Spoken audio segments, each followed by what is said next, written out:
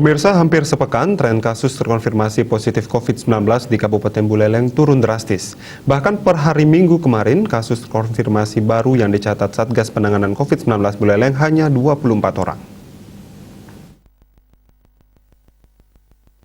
Penurunan kasus tersebut membuat tingkat hunian ruang isolasi di rumah sakit dan isolasi terpusat yang disiapkan pemerintah mulai banyak yang kosong.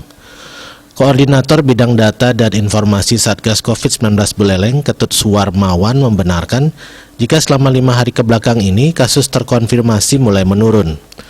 Menurunnya kasus terkonfirmasi baru disebabkan oleh isolasi terpusat dan isolasi desa yang dirasa sangat efektif mencegah penularan pada klaster keluarga.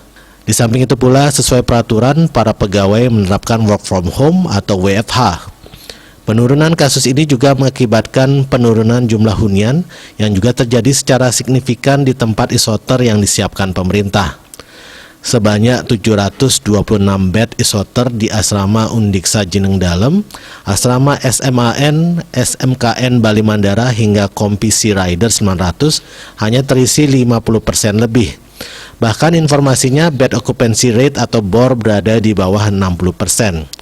Sebenarnya dari 5 hari ke belakang ini kasusnya sudah mulai menurun dan sampai dengan kemarin yang terkonfirmasi baru pun sudah mencapai di angka 24.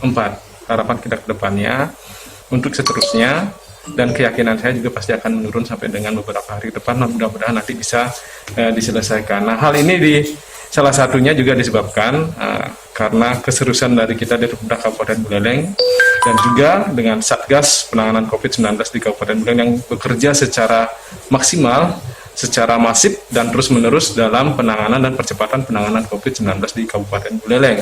Salah satu program yang dilakukan itu adalah pertama dengan melaksanakan kegiatan atau isolasi terpusat kabupaten dan isolasi terpusat di desa. Dan ini sangat-sangat efektif sekali untuk mencegah penularan COVID-19 yang masif, terutama pada klaster keluarga.